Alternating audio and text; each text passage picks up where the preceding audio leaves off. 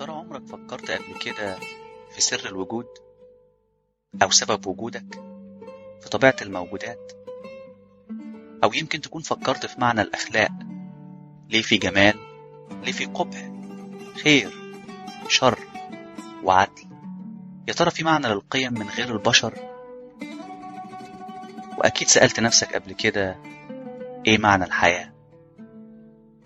كل أسبوع هنناقش فكرة أو سؤال من الأسئلة اللي حيرت الفلاسفة على مر العصور، من أفلاطون لابن رشد لديكارت.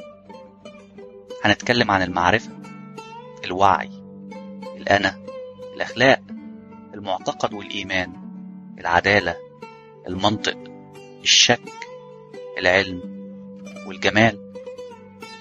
هنسافر عبر الزمان والمكان، من فلاسفة الإغريق لآباء المتكلمين العرب لرواد الفلسفة الغربية الحديثة، في حلقات أسبوعية قصيرة بلهجة مصرية بسيطة. معكم أحمد الملط للفلسفة والمتفلسفين. أهلا بيكم في كلام فلسفة.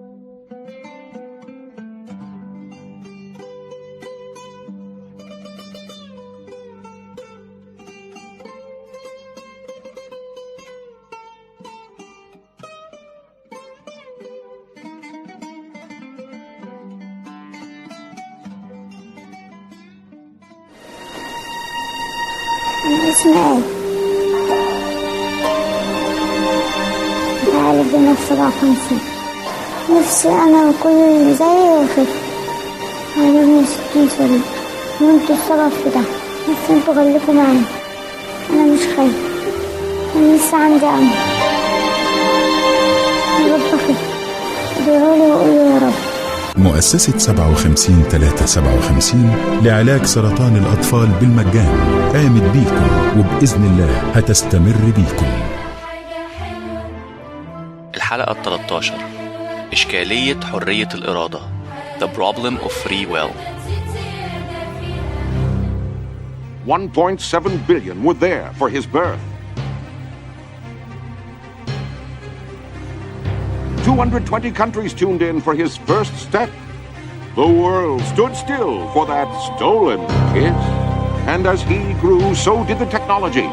An entire human life recorded on an intricate network of hidden cameras and broadcast live and unedited 24 hours a day, 7 days a week, to an audience around the globe. Coming to you now from Sea Haven Island, enclosed in the largest studio ever constructed, and along with the Great Wall of China, one of only 2 man-made structures visible from space. Now, in its 30th great year, it's The Truman Show!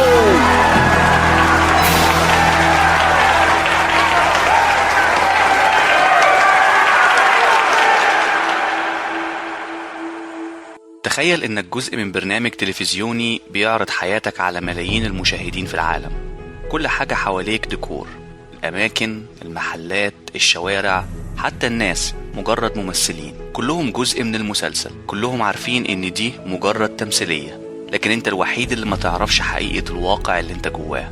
مخرج عبقري قرر إنه يخرج أول برنامج تلفزيوني واقعي عن حياة بني آدم. مفيش سكريبتات، مفيش إعادة، مفيش تمثيل، كل شيء حقيقي زي الحياة بالظبط، لكنه تحت سيطرة المخرج.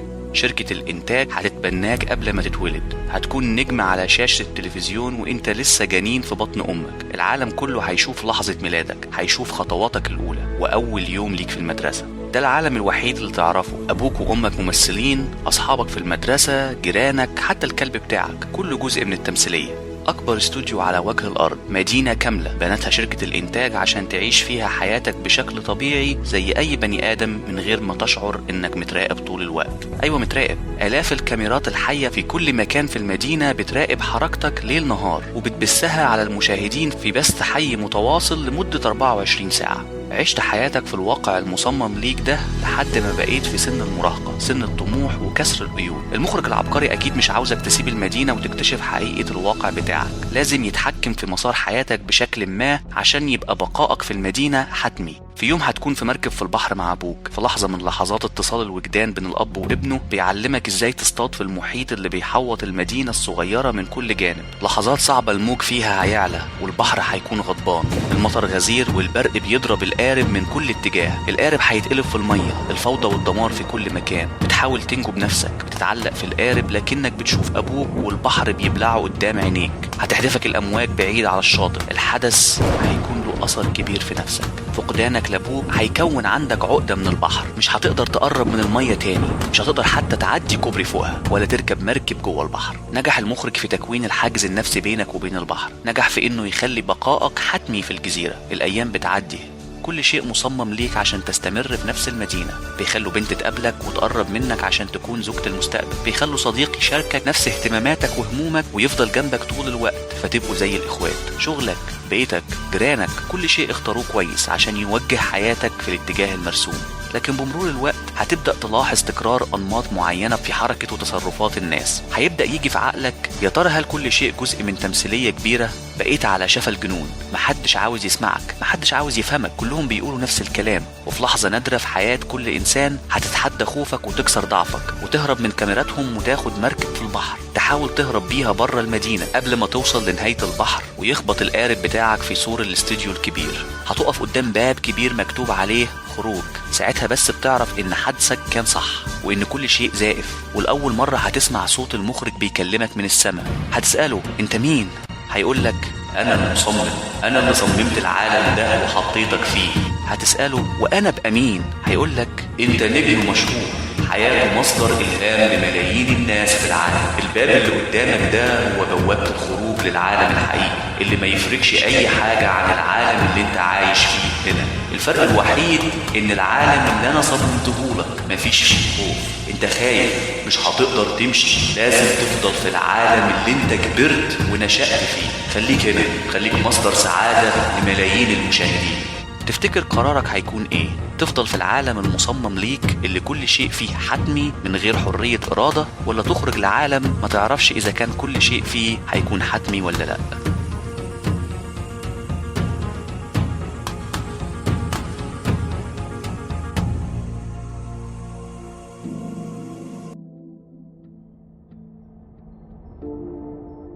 علشان نقدر نفهم حرية الإرادة هنتخيل تجربة عقلية هتساعدنا على فهم مبدأ الحرية عند البشر. تخيل إنك في مستشفى فيها سرير نايمة عليه بنت اسمها نرمين. نرمين في غيبوبة، ما تقدرش تتحكم في عقلها أو أفكارها، كمان ما تقدرش تتحكم في جسمها أو البيئة المحيطة بيها أو حتى الأشخاص اللي حواليها. نرمين ما تقدرش تعمل أي اختيارات، ما عندهاش أصلا أفكار عن الاختيارات، وما تقدرش تغير في الواقع المحيط بيها.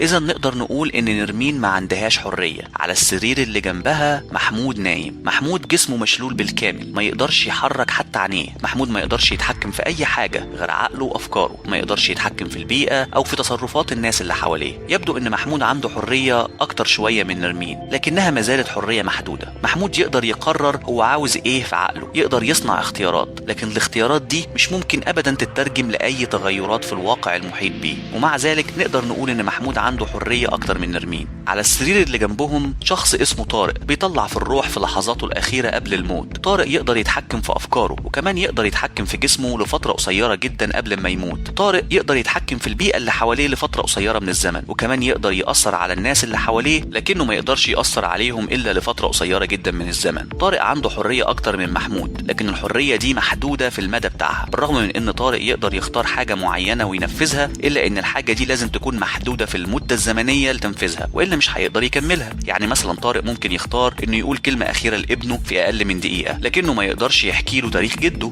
في نفس الأوضة معاهم السجين دوما متقيد في السرير اللي هو نايم عليه. دوما يقدر يتحكم في عقله، أفكاره وجسمه، لكن تأثيره في البيئة المحيطة بيه محدود، وتأثيره على الناس اللي حواليه محدود. يبدو إن دوما زي طارق عنده حرية أكتر من محمود، لكنها حرية محدودة فيزيائيا. هو ممكن يحرك إيده عشان يشرب من الكوباية اللي جنبه، لكنه ما يقدرش يقوم أو يخرج بره الأوضة. حرية طارق كانت محدودة زمنيا، أما حرية دومة محدودة فيزيائيا أو جسديا. دلوقتي هيدخل الأوضة مصطفى علشان يزور أخوه محمود. مصطفى يقدر يتحكم في أفكاره أو في عقله أو حتى في جسمه. مصطفى يقدر يتحكم في البيئة المحيطة بيه ويقدر يأثر على الناس اللي موجودة حواليه، لكنه ما يقدرش يتحكم في تصرفاتهم. مصطفى عنده حرية أكتر من طارق ودومة، وأكيد أكتر من أخوه محمود والبنت اللي اسمها نرمين. جبريل ملاك في الأوضة. جبريل يقدر يتحكم في عقله وأفكاره، كمان يقدر يتحكم في جسمه والبيئة المحيطة بيه. جبريل عنده تحكم محدود على الناس اللي موجودين في الأوضة وممكن ينقذ حياة محمود من الموت. جبريل عنده حرية أكتر من مصطفى لأنه يقدر ياخد قرارات أكتر منه.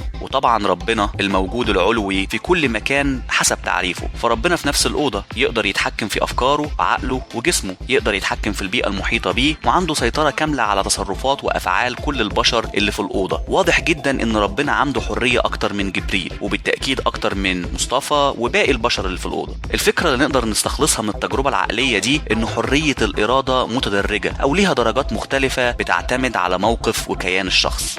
يعني ايه حرية؟ الفلاسفة الغربيين قسموا الحرية ل4 أنواع. النوع الأول من الحرية هو الحرية اللي ممكن يحصل عليها الشخص من غير أي موانع خارجية تمنعه من تحقيق رغباته الداخلية. النوع ده من الحرية نقدر نسميه الحرية الخارجية external freedom. يعني لو انت دلوقتي مصدع وحاسس انك عاوز تشرب شاي، هتقوم من مكانك وتشرب شاي لأنك عندك حرية خارجية. لكن لو حد مقيدك في الكرسي اللي انت قاعد عليه علشان تسمع البرنامج وانت دلوقتي مصدع، مش هتقدر تقوم تشرب لأن ما عندكش حرية خارجية. النوع الثاني هو الحرية الداخلية internal freedom، وده بيحصل لما الإنسان بيبقى مش مرتبط بعادات، تصرفات عقلية أو مشاعر معينة. النوع ده من الحرية أحيانا بنطلق عليه الحرية النفسية psychological freedom. الناس من السهل جدا إنها تستهلك في رغباتها ويتحولوا المدمنين. يعني مثلا لما شخص ما بيقدرش يبطل تدخين أو أكل بنهم أو إدمان لمخدرات، الناس دي لما بتتغلب على إدمانها عادة ما بيوصفوا نفسهم بأنهم كانوا عبيد لرغباتهم. الحرية الداخلية قد تكون ظاهرة لينا مثلا لما بنقاوم رغباتنا، لكنها ممكن تكون أكثر تعقيدا من كده، وعادة ما بتكون مرتبطة بحالة نفسية. يمكن من أشهر وأوائل الناس اللي ضربوا مثال باقتناصهم حريتهم الداخلية هو سقراط لما كان قاعد في سجنه مستني حكم الإعدام اللي هيتنفذ فيه وهو بيشرب النبيذ. وأمثلة كتيرة مالية التاريخ من أول المسيح مرورا بغاندي لحد النشطاء المصريين المسجونين النهاردة وما زالوا بيشاركوا بأفكارهم على الإنترنت من وراء قضبان السجون. في كمان نوع تاني من الحرية اسمه الحرية السياسية political freedom، واللي فيها أفراد المجتمع بيتمتعوا بحقوق ومميزات أساسية زي الحق في الحياة الكريمة، الحق في البحث عن السعادة أو حرية التعبير إلى آخره. أفراد المجتمع بيتعاملوا بمساواة من الحكومة بتاعتهم وليهم فرص متساوية للوصول لمنتجات المجتمع ده. وأخيرا النوع الرابع واللي احنا مهتمين بيه في الحلقة دي هو حرية الاحتمالات البديلة alternative possibilities freedom، أو أحيانا بيطلق عليها الحرية الميتافيزيقية metaphysical freedom. علشان تبقى حر بالمعنى ده لازم تقدر تختار ما بين اختيارات متعددة من غير حدود طبيعية فيزيائية جينية إلى آخره. بمعنى تاني، لو أتيح ليك إنك تعيد اتخاذ قرار أخدته قبل كده فتقدر فعلا تاخد قرار تاني مختلف تماما. حرية الاختيارات البديلة هي الحرية اللي بنقصدها لما نقول لو جات لي الفرصة تاني هعمل سين بدل من صاد، أو لما بتقول يا ريتني ما عملت كده. لو كنت بتعتقد إن مفيش احتمالية إنك تختار اختياراتك بنفسك بدون أي قواعد، الجمل اللي فاتت دي مش هيبقى ليها أي معنى. ودي عادة الحرية اللي الناس بتقصدها لما بتتكلم عن حرية الإرادة free will. يعني على سبيل المثال، تخيل إنك نازل الصبح رايح الجامعة أو الشغل بتاعك، قررت إنك تاخد صلاح سالم بدل من كوبري اكتوبر. بعد ما طلعت على صلاح سالم لقيت الطريق واقف علشان في مظاهرات. سمعت في راديو العربية ان كوبري اكتوبر فاضي، ندمت وقلت لنفسك يا ريتني كنت اخدت اكتوبر. مجرد انك فكرت ان في احتمالية انك لو رجعت في الزمن هتقدر تاخد كوبري اكتوبر بدل من طريق صلاح سالم، معناها انك بتعتقد ان عندك حرية احتمالات بديلة، وده معناه انك بتعتقد ان عندك حرية إرادة. المسؤولية الأخلاقية the moral responsibility. العلم الحديث بيبرهن كل يوم على ان مساحة الحرية المتاحة لينا ضئيلة جدا إن ما كانتش معدومة بالمرة. تصرفاتنا مجرد ناتج لعوامل جينية وبيئية. يا ترى لو ما بتحبش تاكل سمك، هل فعلا انت حر في اختيارك لعدم حب أكل السمك، أو انجذابك تجاه بنت معينة، أو حتى يمكن اختيارك لللبس اللي انت لابسه دلوقتي؟ بس كل دي اختيارات مش في الصميم، بمعنى ان النتائج المترتبة عليها مش هتأثر على حد تاني. المشكلة في الاختيارات اللي بتأثر في الواقع المحيط بينا، زي مثلا حوادث الاغتصاب أو التعذيب. هل يا ترى الناس دي مسؤولة عن اختياراتها؟ وهل دي الحالة اللي حرية الاحتمالات البديلة بتبقى فيها مهمة؟ معظم الفلاسفة بيعتقدوا ان حرية الاحتمالات البديلة هي جوهر المسؤولية الأخلاقية لتصرفات الفرد مننا. اعتقادنا الشخصي ان عندنا حرية احتمالات بديلة هو السبب اننا بنلوم، بنكافئ، بنسامح او بنعاقب نفسنا على الافعال اللي بنرتكبها، لاننا مصدقين ان لو اتيحت لنا الفرصة تاني هنقدر نغير قراراتنا. لو فكرت في انواع الحرية اللي اتكلمنا عليها هتلاقي ان الانواع الثلاثة الاولى بتقلل من مسؤولية الافعال اللي بنرتكبها. على سبيل المثال، تخيل ان في ضابط شرطة بيعذب بني ادم. لو فرضنا انك صاحب اعاقة بدنية وما بتقدرش تتحرك، قرارك هنا بعدم التدخل مبرر بانعدام حريتك الخارجية. ولو فرضنا انك صاحب اعاقة ذهنية، في الحالة دي قرارك بعدم التدخل اصبح مبرر بانعدام حريتك الداخلية. واخيرا لو فرضنا ان في قانون في بلدك بيمنع المواطن من التعرض لضابط الشرطة تحت اي ظرف من الظروف، في الحالة دي قرارك بعدم التدخل مبرر بانعدام حريتك السياسية. في الثلاث حالات اللي فاتت دي قناعتنا ان مفيش مسؤولية اخلاقية واقعة عليك بسبب القيود الواقعة عليك. ساعتها بنقول ان ما عندكش حرية ميتافيزيقية او حرية احتمالات بديلة. لكن لو الشخص سليم بدنيا وذهنيا وما عليهوش قيود سياسية، لو ما تدخلش عشان ينقذ الشخص اللي بيتعذب، ساعتها بنقول انه انتهك الحرية الميتافيزيقية او حرية الاحتمالات البديلة، وعليه نقدر نعاقبه او نلومه على فعله ده. وهو ده الاساس اللي مبنية عليه فكرة العقاب الاجتماعي اللي بيفرضه القضاة في مجتمعاتنا. كل قاضي بيعتقد في لحظة ما ان شخص ما مذنب او تصرف بشكل غير اخلاقي، بيبرر الاعتقاد ده بان الشخص كان عنده حرية اختيارات بديلة لحظة وقوع الجريمة. بمعنى تاني ان الانظمة القضائية بتفترض ان لو حرية الاحتمالات البديلة موجودة، اذا الشخص مسؤول عن افعاله. وعلشان كده الفلاسفة الداعمين لفكرة حرية الاحتمالات البديلة هيطرحوا الجدلية دي. علشان يكون الشخص مسؤول اخلاقيا عن فعله، لابد ان الشخص ده يكون عنده حرية ميتافيزيقية مرتبطة بمجموعة من الظروف والاحداث المرتبطة بفعله. بعض الناس لابد ان يكونوا مسؤولين اخلاقيا عن افعالهم،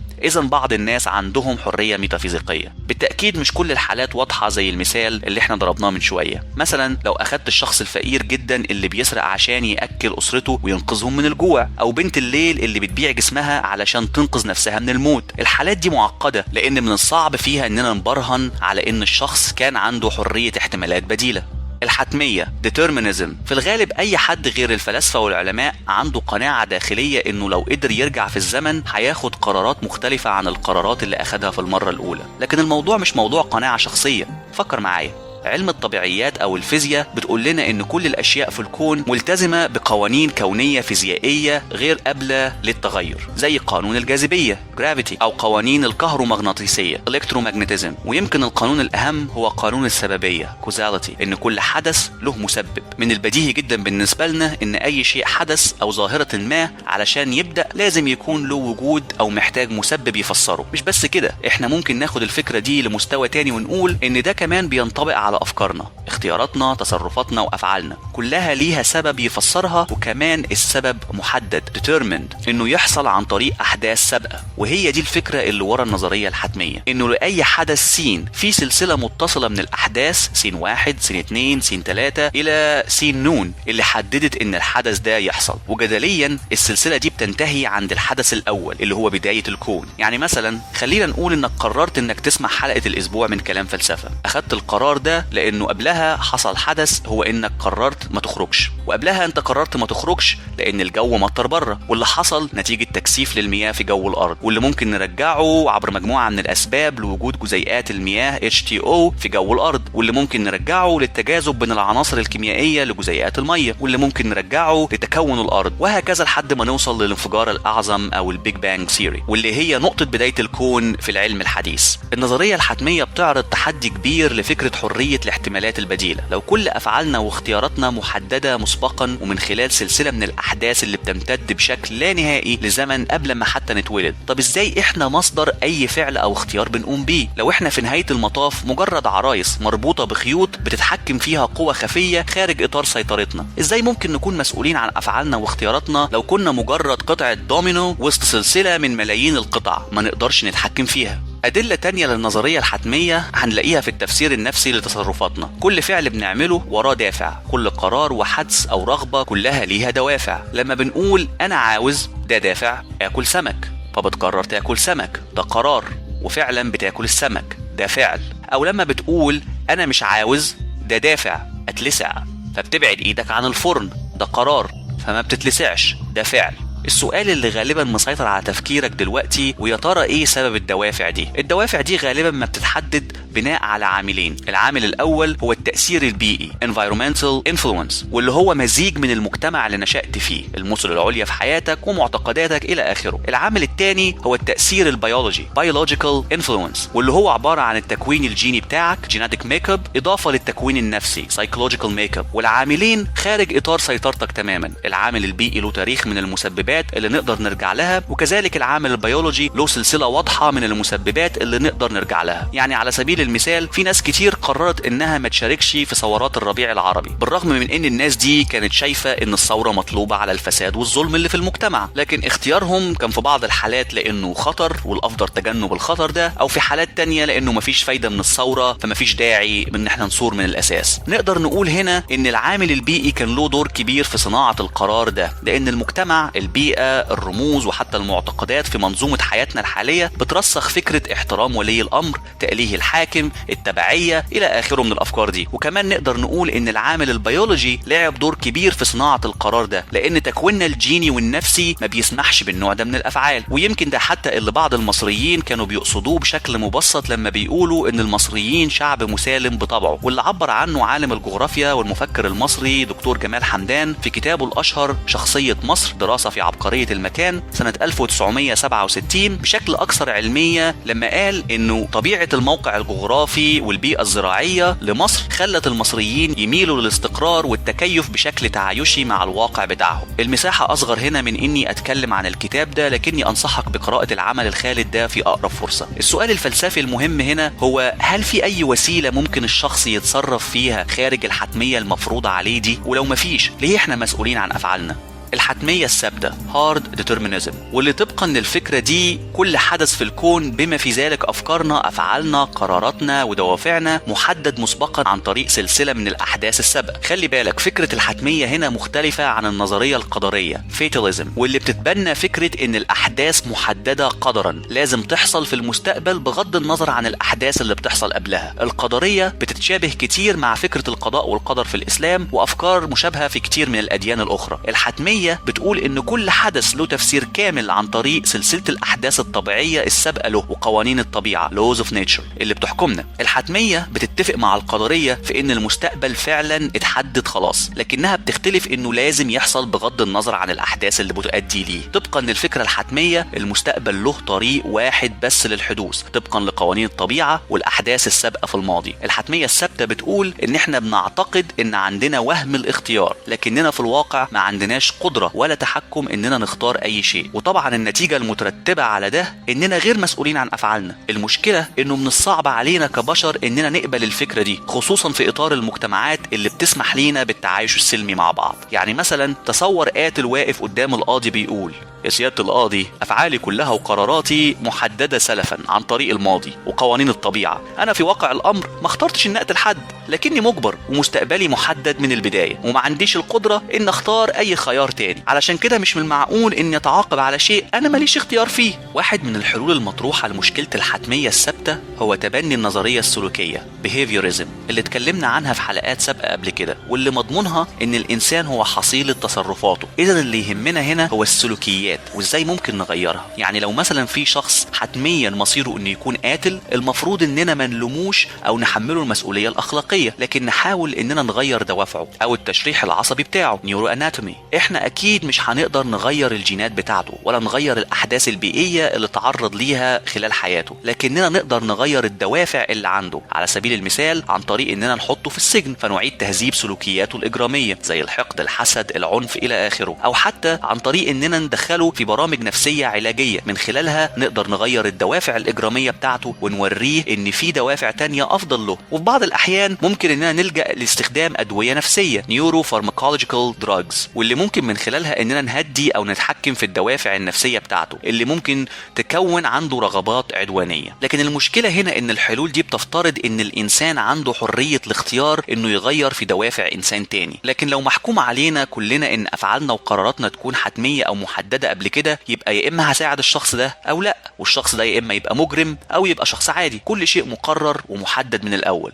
رجعنا لنفس المشكلة تاني، اللا حتمية الثابتة hard indeterminism. بعض الفلاسفة اعترضوا على فكرة الحتمية الثابتة وشافوا ان في ادلة قوية تدعم فكرة اننا بنتصرف بشكل مستقل عن البيئة المحيطة والعوامل البيولوجية المؤثرة فينا. الفلاسفة دول بيتصنفوا كفلاسفة مدرسة اللا حتمية الثابتة، واللي بتفترض ان على الاقل في نوع واحد من الاحداث في الكون غير محدد سلفا indetermined، بحيث انه يدي مساحة للمسؤولية الاخلاقية خصوصا في الافعال البشرية. واللا حتمية دي موجودة نظريا بسبب ان الناس عندها حرية ميتافيزيقية. الفكرة انه في احداث في التاريخ ما نقدرش نطلق عليها صفة الحتمية، الاحداث اللي حصلت عن طريق المسبب الاول مثلا اللي يقدر يتصرف خارج حدود الطبيعة وسلسلة السببية. الاحداث والافعال المسببة عن طريق البشر مختلفة لانها احداث غير محددة مسبقا، والانسان هو المسبب الاول لفعله ده. بمعنى تاني ابسط، فلاسفة اللا حتمية بيشوفوا ان الدوافع اللي بتتولد عندنا محددة وحتمية نتيجة العاملين اللي اتكلمنا عنهم قبل كده، العامل البيئي والبيولوجي. لكنهم على العكس من فلاسفة الحتمية بيشوفوا ان المرحلة اللي ما بين الدافع والتصرف اللي هيعمله الانسان هي دي المرحلة اللي بتنكسر فيها سلسلة الحتمية، لان لكل دافع مجموعة من الافعال المحتملة، والشخص ممكن يختار اي فعل من الافعال دي، وده الجزء اللي غير حتمي في السلسلة الحتمية. وعشان كده من وجهة نظرهم البشر عندهم حرية اختيار ومسؤولين عن افعالهم. يعني مثلا لو فرضنا ان السلسلة الحتمية اللي اتكونت عن طريق العوامل البيئية والبيولوجية هتوصلك ان يكون عندك دافع انك تروح الجيم، لحد اللحظة دي كل شيء حتمي ومقرر من قبل كده، لكن انت ممكن تقرر انك تكسل وتمشي رجليك وتروح القهوة، وهو برضو كله رياضة. زي ما انت شايف دافع واحد لكن فعلين محتملين مختلفين. طبعا الرد اللي بيقدمه فلاسفة الحتمية هو ان ده مش مظبوط،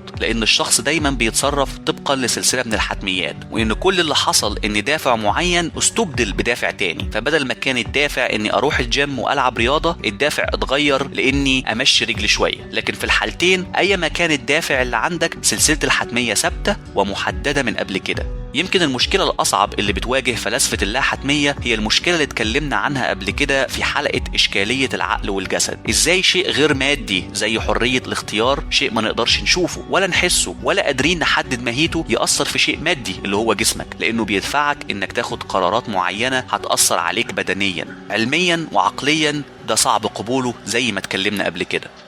التوافقية compatibilism هي مدرسة فلسفية بتحاول توفق بين الحتميين واللا حتميين، وأنصارها بيقولوا إن الحتمية فكرة صحيحة وإن المسؤولية الأخلاقية برضو فكرة مهمة وصحيحة. ببساطة التوافقية هي المدرسة اللي بتقول إن الفرد مسؤول عن تصرفاته أخلاقيا حتى لو كانت كل الأحداث اللي في الكون حتمية. التوافقيين بيشوفوا إن الحل للمشكلة كامن في فكرة إن حرية الاحتمالات البديلة أو الحرية الميتافيزيقية مش هي الحرية المطلوبة عشان نحدد المسؤولية الأخلاقية زي ما اتكلمنا في بداية الحلقة. على النقيض من ده بيقولوا إن من الممكن إنك تكون مسؤول عن أفعالك حتى لو ما كانش في إيديك إنك تختار حاجة تانية غيرها. طب لو مش الحرية الميتافيزيقية هي الشيء المطلوب عشان نحدد مسؤوليتنا الأخلاقية عن أفعالنا، إيه يا ترى الشيء المطلوب؟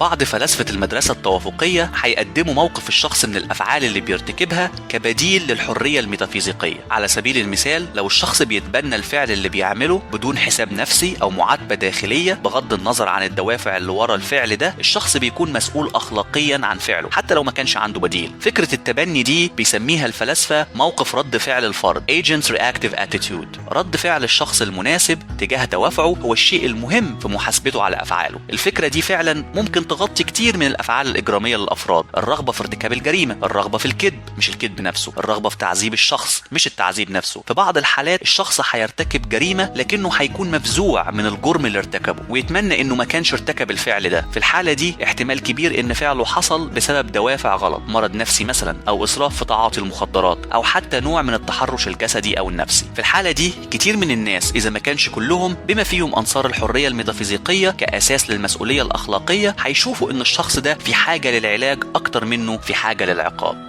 حاسس انك مش مبسوط من الحل ده، لان لو الحتمية فكرة صحيحة الشخص مش هيكون مسؤول حتى عن رد فعله تجاه دوافعه، لانه ما بيملكش من ارادته اي شيء. ويمكن الاعتراض ده هو اللي قاد كتير من الاعتراضات على المدرسة التوافقية. لكن واحد من اهم الافكار اللي بتنفرد بالدفاع عن المدرسة التوافقية هي حالات فرانكفورت كيسز، اللي طرحها الفيلسوف الأمريكي المعاصر هاري فرانكفورت في مقال نشره سنة 1969 بعنوان الاحتمالات البديلة والمسؤولية الأخلاقية Alternate Possibilities and Moral Responsibility. فكرة حرية الاحتمالات البديلة اللي اتكلمنا عنها قبل كده قادت الفلاسفة إنهم يأسسوا مبدأ الاحتمالات البديلة The Principle of Alternative Possibilities أو اختصاره PAP، واللي بيقول إن الشخص مسؤول أخلاقيا عن فعله فقط لو كان عنده اختيار بديل عن الفعل ده. لكن مقال فرانكفورت اتحدى المبدأ ده ووضعه في مشكلة خلت كتير من الفلاسفة تتخلى عن الفكرة دي وتبقى من أنصار المدرسة التوافقية. في الواقع بسبب الحجة اللي قدمها فرانكفورت الغالبية العظمى من الفلاسفة اللي بيبحثوا في فكرة حرية الإرادة النهاردة أصبحوا من أتباع المدرسة التوافقية. يا ريت المقدمة دي تكون شوقتك إنك تسمع الجدلية اللي طرحها فرانكفورت هيقول تخيل إن في عالم أعصاب شرير هنسميه مثلا أحمد عاوز يقتل شخص اسمه سام. أحمد مش عاوز يتقبض عليه لو قتل سام. لحسن الحظ أحمد هيكتشف إن شخص تاني اسمه محمود برضه عاوز يقتل سام. أحمد هيقرر إنه يزرع شريحة إلكترونية في عقل محمود بحيث إن لو محمود قرر إنه يرجع في كلامه ما يقتلش سام، أحمد هيضغط على زرار يخلي الشريحة تكون النية عند محمود إنه يرجع ويقتل سام.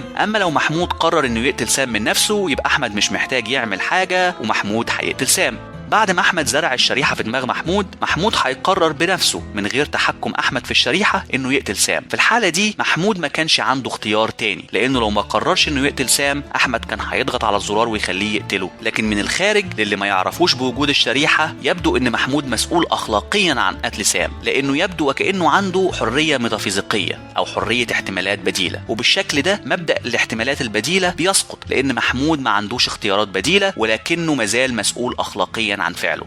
مش عارف هتصدقني ولا لا لو قلتلك ان في كتب بالكامل اتكتبت حوالين الجدلية دي. على اي حال واحد من الردود المطروحة بيقول ان علشان احمد يقدر يعرف ان محمود هيقوم بالقتل احمد لازم يعرف نوايا ودوافع محمود علشان يقدر يغير من نواياه ودوافعه لو كان غير رأيه. وفي الحالة دي كلنا متفقين ان محمود مش مسؤول عن القتل، لانه بالرغم من ان جسمه هو اللي ارتكب الجريمة عقله كان تحت تأثير احمد. لكن بالرغم من ان محمود ما كانش يقدر يغير من واقع انه هيقتل سام، لكنه كان يقدر يغير من نواياه intentions، وفي الحالة دي هيبقى مش مسؤول عن الفعل لانه تحت تأثير احمد. لكن في حالة فرانكفورت محمود مسؤول اخلاقيا لانه هو اللي نوى يقتل، لو كان غير نيته كان هيبقى غير مسؤول. كتير من الفلاسفة بيشوفوا ان الرد ده مناسب لحالة فرانكفورت، لكن المشكلة ان الرد ده ما بيصمدش قدام امثلة اكثر تعقيدا من جدلية فرانكفورت. الوقت مش هيسعفني ان اغطيها دلوقتي، لكننا هنرجع لها في حلقات تانية في المستقبل. الفيزياء الكمية كوانتم فيزيكس وجهت نقد للنظرية الحتمية، لأن طبقا لقوانين الفيزياء الكمية في بعض الأحداث بتحصل بشكل غير حتمي، أو بمعنى تاني من غير سلسلة من الأحداث السابقة المسببة ليها. تصور الفيزياء الكلاسيكية للكون كان حتمي، بمعنى أن كل شيء بيخضع لقوانين الطبيعة بدقة متناهية، وبيفترض أننا لو قدرنا نجمع معلومات كافية عن الكون والطبيعة نقدر نتنبأ بأحداث المستقبل بدقة. نظرة العلم الحديث اختلفت عن النظرة الكلاسيكية دي، وتبنت مزيج من النظريات الحتمية determinism والنظريات الاحتمالية stochastic. على وجه التحديد الفيزياء الكمية بتقدر تتنبأ بالأحداث بشكل احتمالي فقط probabilistic، واللي بيخلي بعض العلماء يتشككوا في إن الكون حتمي وإن في مساحة للاحتمالية في المعادلة. ما زال العلماء بيشتغلوا على نظرية يقدروا يجمعوا فيها أفكار الفيزياء الكلاسيكية اللي بتفسر الكون بشكل حتمي مع أفكار الفيزياء الكمية اللي بتفسر الكون بشكل احتمالي. العلماء بيطلقوا على النظرية دي نظرية كل شيء theory of everything، واللي من خلالها بيتمنوا إنهم يفسروا كل القوى اللي في الكون وعلاقتها ببعضها وبالأشياء على جميع المستويات من النجوم لحد جزيئات الذرة. بالرغم من ان البديهة بتقول لنا كل يوم ان عندنا حرية إرادة، إلا ان فكرة حرية الإرادة كانت محل جدال طويل عبر التاريخ، مش بس لمجرد إثبات ان في حرية إرادة من عدمه، لكن كمان لمحاولة تعريف ماهية حرية الإرادة وإيه هو الشيء اللي الإرادة لازم تكون مستقلة عنه علشان نقدر نقول ان عندنا حرية إرادة. الأسئلة دي وغيرها حيرت مئات الفلاسفة العلماء وعلماء اللاهوت أو الدين عبر آلاف السنين، واتكتبت فيها آلاف الكتب والأبحاث. والقصة اللي بدأنا بيها مقتبسة من قصة الفيلم الكلاسيكي الرائع The Truman Show، واللي كان واحد من المحاولات الإبداعية لمحاولة فهم طبيعة حرية الإرادة عند البشر. في الحلقة دي أنا حاولت أخدك معايا في جولة مع بعض الأفكار المشهورة عن موضوع حرية الإرادة، لكن الموضوع أكبر بكتير من إننا نغطيه في حلقة واحدة، فالقصة هيكون ليها بقية في المستقبل. ودلوقتي بعد ما وصلت لآخر الحلقة، فكر في اختيارك انك تقتطع الجزء ده من وقتك وحياتك علشان تسمع الكلمات دي. يا ترى انت فعلا اللي اخترت بإرادتك الحرة انك تسمع النهاردة الحلقة، ولا قرارك كان حتمي ملكش إرادة فيه؟ ولو فعلا القرار ده كان حتمي، تفتكر ليه انت مطالب انك تتحمل المسؤولية الأخلاقية لاختياراتك؟ فكر تاني. في الحلقة الجاية هتكون طبيب فقدت زوجتك اللي بتحبها بجنون، الحياة أصبح ملهاش معنى بالنسبة لك، هتغرق في الشغل على أمل انك تنسى، لكن النسيان مطلب صعب المنال، وفي لحظة فارقة بين الألم واليأس هتلمس وجود علوي لزوجتك بيحاول يتصل بيك عن طريق مرضاك اللي بيمروا بتجارب قريبة من الموت. عن النفس، العقل، الرغبة، وبرهان ابن سينا هنتفلسف المرة الجاية. من دلوقتي الحلقة الجاية عيش الحياة بفلسفة.